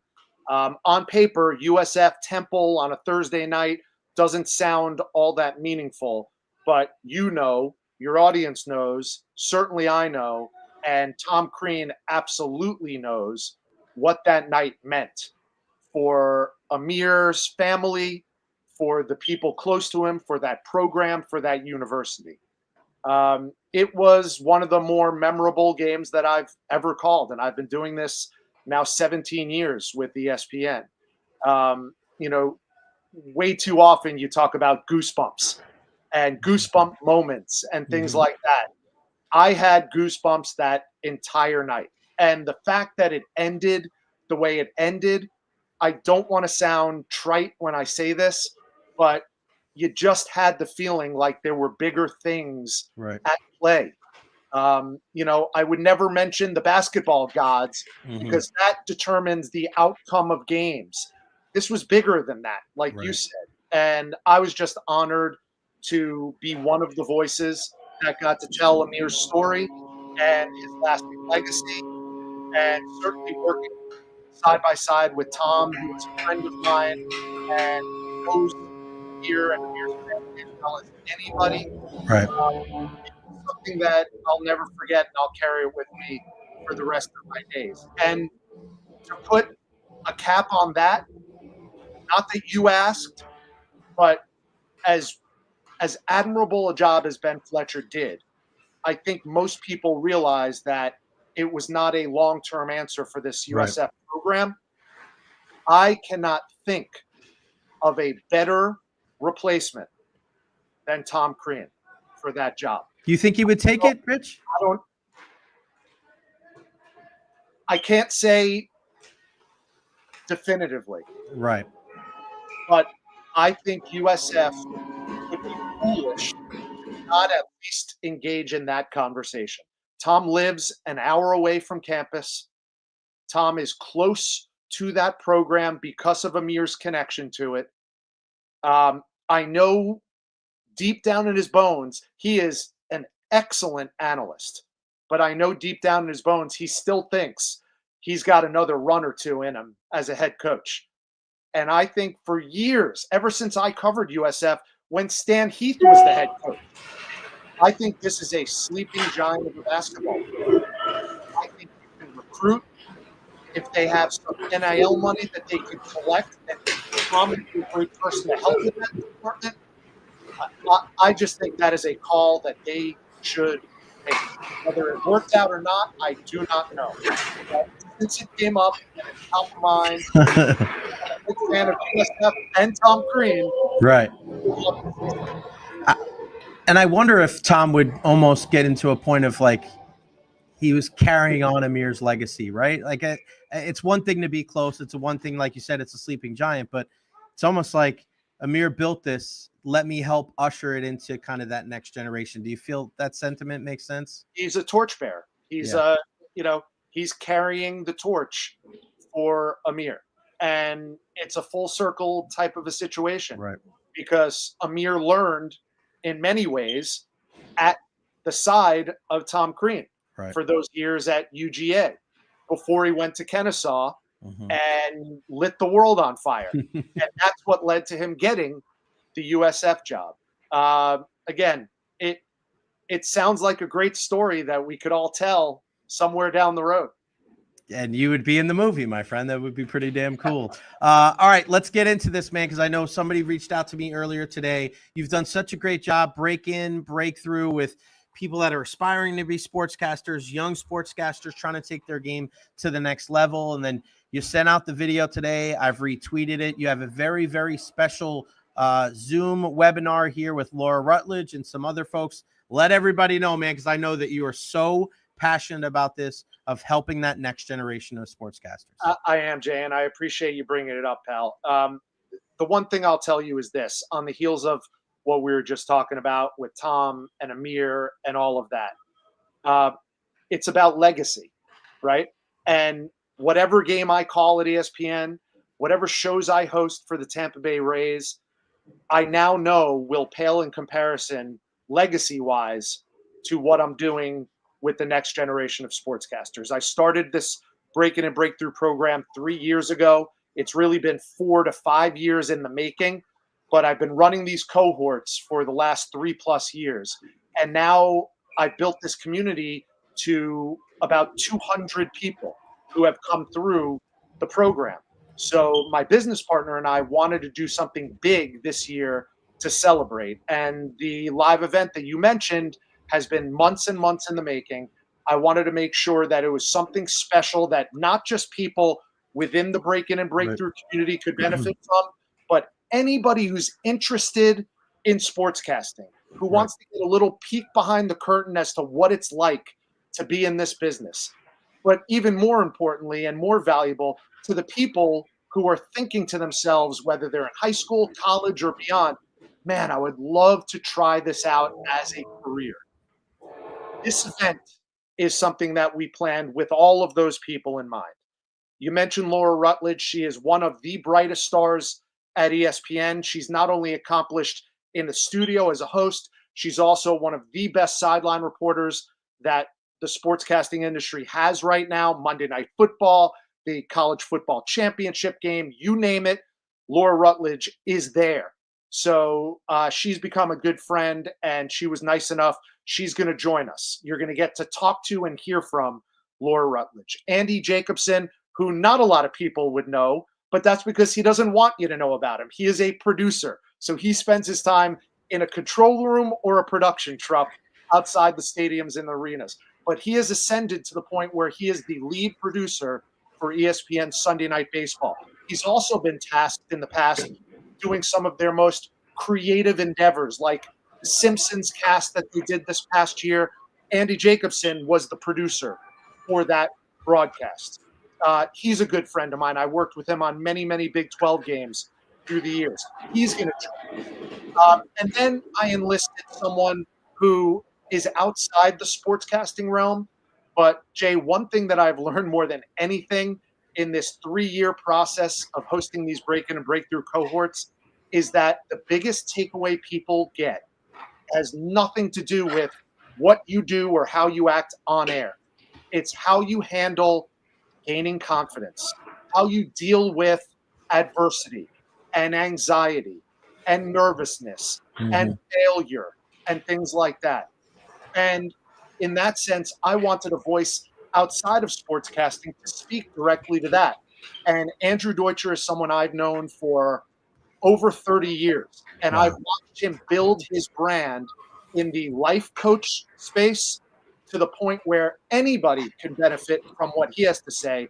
But he is going to be on this call as well for sportscasters to specifically ask him questions and get answers as it feels and pertains to our industry. So I think it's a murderer's row, if you will, of dynamite guest speakers. And I'm just glad that we're pulling this off. I don't know how it's going to work, but that's the best and most exciting thing about it. Sometimes you just got to try and see how it goes. And the fantastic thing about it is that registration literally opened today at 8 o'clock this morning, and I've already been flooded with people signing up for it. So I'm super grateful for that. We have 6 weeks to register, but there's a limited amount of spaces available. So for anybody watching and listening right now, if you want to sign up, I made it as affordable as we can. A portion of the proceeds are going to go to the Dick Vitale Pediatric Cancer Fund. Dick is a dear, dear friend of mine and an inspiration to so many. So I wanted to have a philanthropic piece to this. Right. So a portion of the proceeds are going to go to that. So know when you sign up for this, you're also signing up for doing a good deed and raising money for pediatric cancer awareness.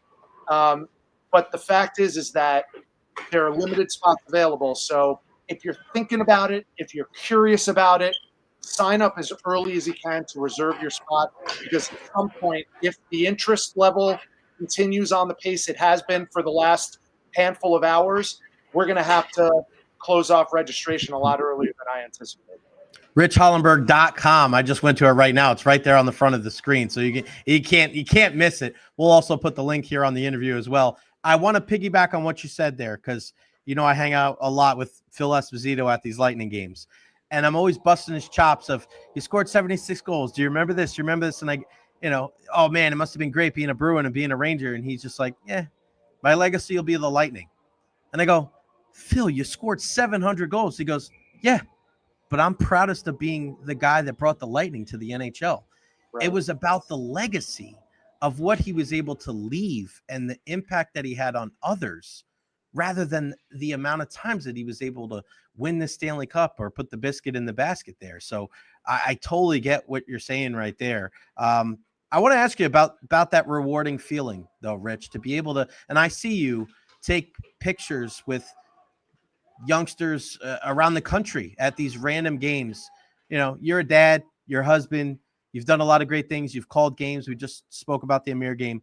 But when you have those young people still trying to figure out what they want to do in their life, come up to you and say, you've impacted me in this way. I mean, can you put that into words? It just seems like a feeling that, you know, when you close your eyes, you think about it, it's just like, there's just nothing better than that. Yeah, it is. And the reason that I started it was, simply put, there is a severe lack of feedback that we get in our business. And I say you're in the same business as me if we look at it in totality.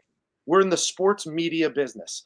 And most people think, oh, if I only get to this level, then I'll have it made because my bosses will take care of me and they'll help make me better. And then if I get to the next level, it's going to be even better than that. And nothing could be farther from the truth, Jay. Right. You get more feedback when you're just starting out than when you climb that proverbial ladder. And even then, you don't get a lot of feedback. But that doesn't mean that you have to succeed or climb that ladder on your own. I stand on the shoulders of so many people who I consider colleagues, mentors, friends, inspirations. And so I wanted to be a small part of that for the next generation. Right. And it's all about paying it forward. And now I'm at the age, you know, where I don't feel like, well, I'm on the back nine of my sportscasting career, so I got to come up with something else to do. I still feel like I have some things to say and some advice and teachings to offer. And why not do that while I'm still in the prime of my career, instead of wait till that's over and have to do it from a rocking chair? So you're absolutely right. I mean, I love doing it. Does it take a lot of time? Yes. Time is my most valuable asset. But that's one of my first lessons that I teach in my cohort. If you are not willing to make those kind of sacrifices, to work at night, to work on the weekends, to work on the holidays, to miss birthday parties and baseball games and things like that, then guess what? You're not cut out for this industry. Go find another job where you work 9 to 5 and you have off on the weekends and a couple of weeks of vacation.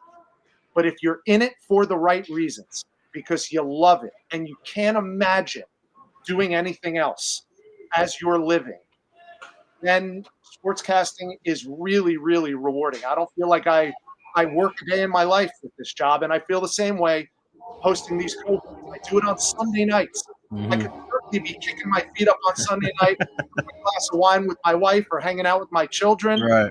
But instead, I spend a good portion of my Sunday nights with the up-and-comers in this industry, and I wouldn't trade it for anything. Yeah, you bring up a great point because you meet a lot of people early on in the industry. Everybody loves sports. Everybody says they want to do it. But then as the years go by, people drop off because the dedication. You got to be willing. Everybody's smart. Everybody's talented. Everybody loves sports. But who's going to be willing to show up early, stay late, and go that extra, you know, do those extra little things that nobody else is willing to do? And, you know, that's why I got into play-by-play. USF, I did 2 baseball games over the weekend. And one of the first people that I reached out to get advice on to do stuff like that is Rich Hollenberg. I reached out to Dave Michigan, and I reached out to Rich Hollenberg and the late great Dave Wills and Andy Freed. And yeah, we're all in this together, man. The sports media crew. And this is just so great. I'm so happy that you're doing it. We're going to have you on again, Rich, right before launch there in April. But again, richhollenberg.com. Go there. All the information about what Rich is doing, break in and break through. They have the sign. Go sign up now. You better. And we'll retweet the link pretty much every freaking day until that event comes out. But Rich, appreciate your friendship, your mentorship, and all that you're doing for the next generation of sportscasters and your time today talking some college hoops, my friend. Thank you so much, and we'll talk to you again soon. Always appreciate it, brother. We'll talk soon. Thanks, pal. The Rich Hollenberg. That's the Rich Hollenberg. And also one of the great Bruce Springsteen fans around, too. Somebody said something about Bruce Springsteen last night, and now all of a sudden I think of Rich all the time. That's just the way it goes, man. this is the type of thing that you want to be a part of, right? Because of this industry, you want to be able to find out, do I really want to do this? What is it going to take me? What is it going to take for me to be able to get to that next level? It's a great thing. What's not a great thing, unfortunately, is what's going on with the Ray Stadium saga. But we always handle it in a much better fashion with our good friend Colleen Wright from the Tampa Bay Times. And hello, friend. How are you? Happy Monday. Hi, Jay. Happy Monday. I like the jacket. Are you wearing? Is that your green today, or is that gray? I don't know. Is that St. Patrick's Day? Oh, that's green. Okay. All right. I told everybody I wasn't going to show anybody my shoes, but now I guess I'll have to because it is St. Patrick's Day. So there you go.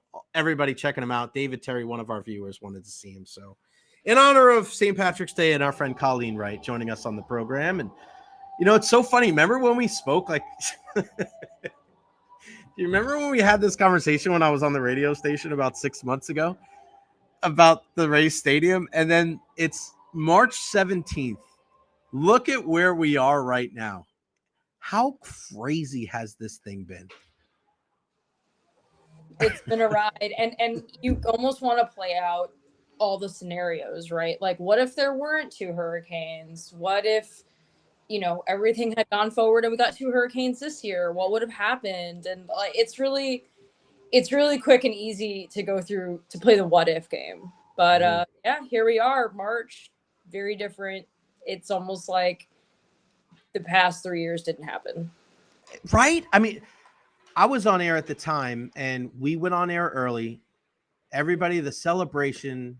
Oh yeah, you know, here to stay. Mm-hmm. And then now we're at the point where the Rays had $700 million from the city and the county, all of these different things. And then and think about March 31st. You told me you brought up the date March 31st, I think last year. You were like, Jay, March 31st. We didn't even get there. And Stu makes this announcement. What was your initial reaction when you saw that social media post from the Rays? Well, I knew it before then. I had overheard at City Council, Thursday is City Council Day. And so I'm always there on Thursdays. Mm-hmm. I overheard someone very high up talk to someone else very high up. And I heard Stu called Ken and said they're done. And I was like, what was that? And they confirmed to me. So actually we had a story going before that post when, I mean, it was just a difference of a matter of minutes. Right. But, yeah, I had heard, you know, Stu Sternberg called the mayor and it's over. And I was like, oh my gosh, we need to do something now. And, you know, kind of have to get the gears in motion and whatever. And then we knew that statement was coming. We folded that. Yeah, it's that announcement went out before most city council members knew. It was kind of a shock. I mean, the mayor barely got a heads up. I feel like that's one of the big things. You and I have spoken about this a lot when it comes to Ken Welch. Like and I'm at Amalie, so that's the horn in the background. Ken Welch, you and I have spoken about this, that this is always going to be tied to his legacy as the mayor of St. Pete. To hear him the other day say that the bridges are burned, mm-hmm. like that, if that isn't like a microcosm of where we are right now, I don't know if you could find a greater example of a guy that was part of the face of this deal now being absolutely disgusted with Stu Sternberg in the race. Yeah. That's exactly it. And I'm actually, you know, kind of doing some reporting on this right now, but, you know, you can kind of look at it as either he gave it his best at bat, you know, like he calls it the last at bat. Mm-hmm. Ken Welch described the deal that he brokered. It's really his deal. Yes, it has county money, but it was his request for proposals that got the Rays to apply. And this is really kind of his idea. And he calls it an unprecedented amount of public funding. I had never heard him describe the deal like that in the past 3 years, basically, or 2.5, however you want to put it. And now for him to call it that and then say the Rays didn't live up to their promises is quite shocking. And you can maybe say, you know, maybe he did his best and it's on Stu for not going through. And, you know, that's not really Ken's fault that, Mayor Welch's fault that that it fell through, or you can almost look at it and say like, well, of course, why would it be any different? He's the mayor to work with the Rays. Getting into local politics, not a whole lot has really happened in St. Pete. A lot of projects have been on the because of this deal, because it requires so much staff time. Money alone, I think as of like last July, the city just on consultants and studies and lawyers spent like $2.5 million. And that's not counting the county spent. That's not counting hours of workers that went into this. So all in, I think it's reasonable to say that on the low side, it's probably like $5 million at this point, into something that for the fruits of it at least will be still years off. So it's interesting how this will play out. And Ken Welch is up for re-election next year. It remains to be seen whether this will reflect poorly on him or not. And also, remember when he was going to give all those bonuses to people? And then he reversed course because everybody was like, what is this? So regardless of whether that happened or not, like that happened because of this. Like he was trying to, whether some people think it's underhanded or not. I'm not talking about that when it comes to whether it was genuine or not. Mm-hmm. But it happened. Like in his mind, like he was trying to reward people for the work that they did on this deal, and now we don't even have a deal. Is there any way in your mind that the Rays, I don't want to say the Rays, is there any way that Stu Sternberg can get a stadium deal done? I mean, I'm not a public official. I think everybody may be willing to do something, but I would say right now, I heard Matt Silverman go on WDAE and say, we're working to rebuild trust. I spoke with some elected officials who on the record were telling me like, no, like as far as I'm concerned, there is no negotiations. There's this recent push of like, well, maybe we can renovate the Trop for $400 million and, extend our time at Tropicana Field through 2038. No, like, I don't think the appetite's there for that. Nobody really wants to deal with them. Now, could it be repaired? Maybe, but I don't. Were these people that were in favor of the deal? Oh yeah. So the people that were in favor of the Rays deal. Yeah. Now heard what Matt said, and obviously lived through this entire experience, and now they don't want any part of this ownership group. Oh yeah. In fact, here I love it. I'll read you the quote. This is on the record. This is from School, who's a city council member whose district is downtown St. Petersburg and includes Tropicana Field. So this is, I'm sorry, the name again? Her name is Gina Driscoll. Okay, sorry. Yeah. All right. Yeah. She says her quote was, "We're not in negotiations right now. The way I see it, what happens in the future doesn't concern them." Meaning Stu Sternberg. This is someone who, again, voted in favor and whose district includes Tropicana. Does the city council or the county commissioners, do they hold Matt Silverman or Brian Auld at fault for any of this stuff, or do they just look at them as mouthpieces for Stu? Maybe both. Yeah. Maybe both. I mean, I think, and again, this is just what I've gathered. Right. Yeah. Just kind of, but from what I gathered, I think they look at them as like, yeah, like they're employees of Stu Sternberg and they're just doing what their boss tells them to do, as anybody, as I do for the paper or anything. But I think there have been some moments where they think like things could have been communicated a little better or not. But I think mostly like they see them as employees. And I just, now let me ask you this question, because I said this the other day on the show, and I want to get your opinion on this. Do you think Stu's the person that should have done that interview with T-Kraz on WDAE instead of Matt Silverman? Do you think that, and whether you believe it or not, I just feel it's one thing if the Rays put out, and the reason why I ask you this is because the Rays put out this social media post. And if you just put out that social media post and you don't sign it, you understand that it's coming from the organization as a whole. But Stu put his name on it. Stu put his name on that thing, that it was, hey, this is not just coming from everybody. I'm taking ownership of this statement.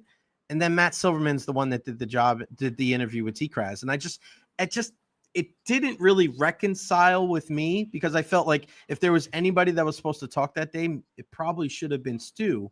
Am I expecting too much from Mr. Sternberg, or do you kind of see where I'm coming from in that? Yeah, I mean, I can't really have an opinion on that. You know, to me, it's kind of all the same. Right. Like, Okay. you know, but I can't really have an opinion on that. What do you, as far as the next step goes in this entire situation? We now know that there's a couple of groups out there that are invested in buying the team. How realistic do you think that's going to be that Stu ends up turns around and either sells it to one of these two groups? I think it's possible. I mean, I think if he gets the money that he's looking for, you know, I mean, Stu repeatedly said this team's not for sale. Matt Silverman said the team is not for sale. But maybe if someone makes the right price, maybe. I don't know if public sentiment would get so bad that they would want to sell the team. I'm not sure, but I did speak with an attorney, Bob Boland, Robert Boland. He's a New York-based attorney who's actually represented clients who have made runs at buying professional sports teams, such as like the Buffalo Bills. I mean, big professional sports, huge acquisition deals. And he told me, and I'm paraphrasing, but he was pretty much like, the people who are really serious about buying teams are not talking to the media. They're talking to a handful of bankers in New York and maybe some people at the league. So, and these deals kind of happen. So it's possible that it could be people who have raised their hand and said, I want to buy the team. Or maybe it's none of them and it's someone else. Maybe the money is right. Not sure. I mean, you know, the Rays do have a home at the Trop until 2028. At least then, if the Trop is fixed on time by that is scheduled for March 27th for the roof repair. But the city council kind of, because they're under agreement to have like a board to do that. So there isn't any super immediate pressure to do anything because really it's still locked into an agreement through 2028. And while that seems very soon, who knows what can happen between now and then? I mean, look what happened between October and now. So it's wide open. The possibilities are wide open. What do you think is well, I want to go back to that Silverman interview. Was there anything that stood out to you from that interview on WDAE with Matt Silverman that either surprised you or maybe was different than what you were hearing? Not immediately. I'm trying to think. I'm trying to rack my, you know, I listened to that interview, but there was so much going on. My phone was blowing up. Yeah. I can't immediately say. I know that I should be able to answer this question. No, it's okay. I can't immediately recall anything. Yeah. I'm just thinking about just some of the things with the Hurricanes and, you know, talking about that date in October. And when people ask you, why didn't this deal get done, Colleen, when it's all said and done, what is it going to be? What is it going to come down to? And people, I always bring up the fact that they thought that there was going to be so many, because of the delay, it was going to, all right, this pushback of, what is it, 49 days, right? This is going to cost how much? And the Rays were never able to kind of show proof of how much it was going to cost. Do you think that was the ultimate death knell out of this entire thing? Or just like when people ask you why it didn't work, even just in your personal life, because I feel like I answer this question every day. When people say, hey, Colleen, in the short form way, why didn't this deal get done? Well, you know, the team also kind of changed their answer too. Not only did they say, oh, we have costs we can't afford anymore, although you're right, they never justified it, approved on paper. I mean, Ken Welch was like, I never saw a napkin breakdown of like what happened. But then later on, Matt Silver and Brian Auld, when they did that like scripted show, you know, to kind of kick off like right before FanFest. Yeah, countdown opening day. Yeah, they said, actually, we have the money. We just don't think it's a good investment anymore. Okay, that's very different than saying you don't have the money.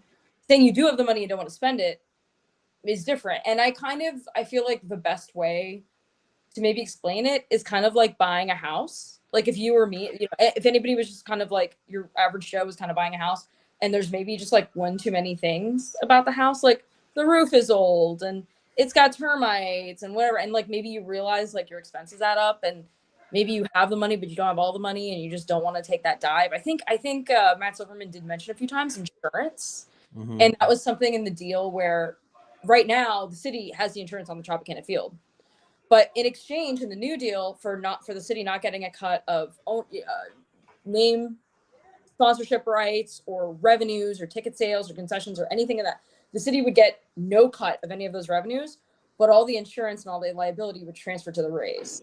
So maybe some of that, like, we know that there's an insurance crisis, right?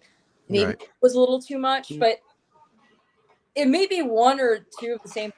Either they don't have the money, or maybe they were short some and didn't want to kind of bridge. You also, in the background of it, it's in St. Pete and not Tampa, right? You're only willing to pay so much for getting one or any of those, but you wanted a simple answer. So the simple answer is they got cold feet, right? I think John Romano put it pretty succinctly, is like, they got cold feet. Whether they wanted to pay for it or not, whether they could pay for it or not, they got cold feet. So, and just for those maybe that are just joining us, what's next now, right? Because this is kind of the saga that this is like, as the world turns, Days of Our Lives. This is every single soap opera all wrapped into one with this entire situation. So other than just saying, well, waiting for Stu to sell, but I guess the Trop repairs, like, what, when it comes to that aspect of it, of like the team and their involvement with the city council or county commissions, and like what's kind of the next step in this entire thing? Because as you alluded to before, I don't see the city going, yeah, let's put $300 million into, having the Trop till 2038. That ain't happening. Yeah, no. And, just on that point too, the mayor, kind of pitched this whole deal as like, it's the historic gas plant. It's, kind of like righting the wrongs of what happened to the Black neighborhood that existed in that area and then was raised. And instead of rebuilding, they said, actually, this is going to be the home of Tropicana Field. So, and he said that he wants to start that development now, and they can on certain parcels of land. So any plans to the raise probably couldn't infringe on that because they want to get that going.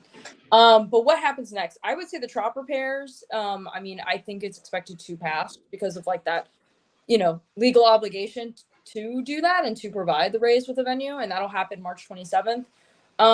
However, it'll be interesting how they go about it, what goes into it. Is it on time? The city still thinks it can be, that it could be ready by opening day of 2026. Who knows? I don't know, supply chain, the roof kind of is manufactured from Europe. So it's intricate. It's like not a simple process to put the Trop back together. So I think it'll be interesting what happens with the Trop and if it will be fixed on time. And then of course what happens beyond 2028. Yeah, I think it was kind of interesting when Matt Silverman went on the radio and he was like, yeah, we're just hoping that like when the season starts, people will get a little calmer. And I'm like, yeah, because now we have some baseball to talk about instead of what's going on with this whole stadium issue. I just thought it was kind of a weird approach to this whole thing of like, well, when you're not top of mind, you won't be as angry. It's like, I don't know if that's great. Like, it doesn't solve any of the problems, just hoping that people get distracted, right? Yeah. And, one thing I also want to point out is like, Mayor Welch said there's been a lot of like metaphors of a relationship, for better or for worse, right? Mm-hmm. They were engaged, right, when they struck a deal, when they said they were here to stay in September 2023. But he kind of said something like, it's better that we get out now than before. What if there were shovels in the ground and then 2 hurricanes came and okay, now you really can't do it, I don't know. Maybe that would have been a worse scenario, or maybe it would have been fine. And that's kind of how I started this interview, right? Which is kind of like, it's the what if scenario. But at this point, rebuilding public trust, I don't know. Even Ken Hagan's out here saying like, I'm not working with this ownership group. I don't know where you go from there. I don't. So the trust, you could say that the trust between Stu, the Rays, and it's with the city council and the county commissioners, right? So the public trust with Stu and everybody seems to just be completely done. I don't know how you can think, not you, but like, I don't know how Matt could say at the end of that interview, like we still believe a deal can get done, because nobody wants to operate. Nobody wants to deal with this guy and his team in good faith. I don't see how they get a new stadium deal done, whether it's on the Hillsborough or the Pinellas side.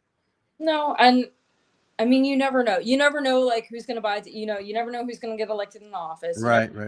You never know who comes up with what. And so that's why it's kind of hard to say, because you don't know what X is, right? You're solving for X. I don't know what X is. But yeah, I mean, I will say, like, things are really bad. And yeah, I think I've written, like, you know, communication has gone from bad to worse. Because as we know, every public statement, every outcome, this is kind of playing out in public. Before, it was so nice and almost romantic. For a while, it was like a love fest between, you know, St. Pete Pinellas and the Rays, and that's just, like, long gone and doesn't seem to get better. It seems like the Rays called certain public officials and didn't call others. I don't know. I don't know. I don't know why they chose certain people and didn't choose others. I have no idea. Well, the saga has just been wild and crazy, and there's so many twists and turns and ups and downs and a lot of lack of trust and miscommunication and no communication between a lot of different parties. But the one person that we could always rely on for the truth and for the up-to-date information is the one and only Colleen Wright from the Tampa Bay Times. My friend, you've done an incredible job covering this whole story. I know there's a lot of long hours, a lot of city council meetings, a lot of overhearing certain conversations. You have been absolutely phenomenal. Thank you so much for your time, not just today, but every single time that I asked you to come on the show. You're always so gracious with your time and your information. So thank you so much. And we'll be in touch. Have a great rest of your week. Thank you. Aaron, go bra.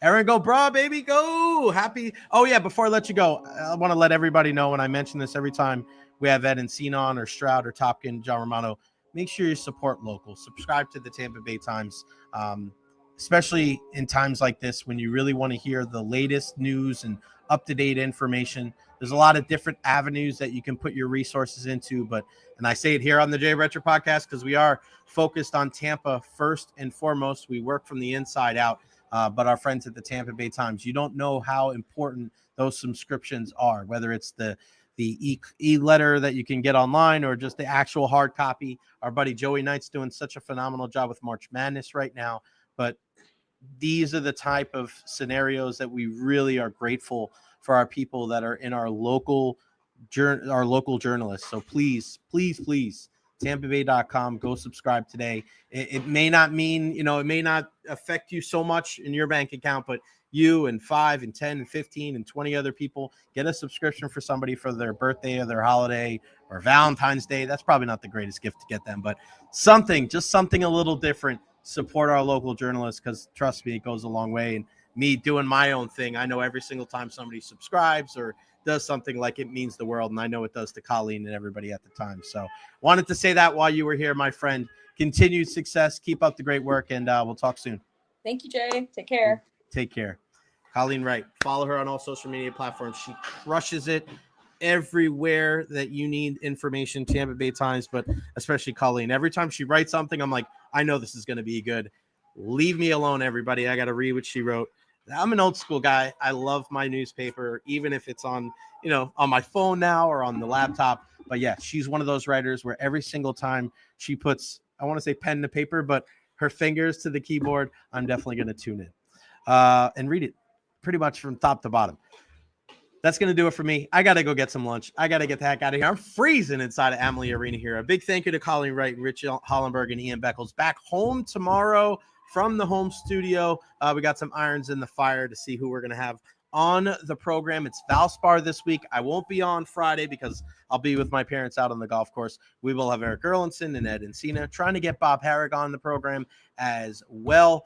I love you all. Follow me on all social media platforms at Jay Recher. Like and subscribe on YouTube as well. Appreciate everybody. And shout out to Eric Moreno, who lost his dad. Thoughts and prayers go out to Big E. And please keep he and his family in your thoughts and prayers as well. Lightning in action tonight. Again, this is why you want to follow me at Jay Recher. We'll see if the Bolts can keep those winning ways going. I love you guys. We'll see you tomorrow at noon right here on the Jay Recher podcast. I am gone.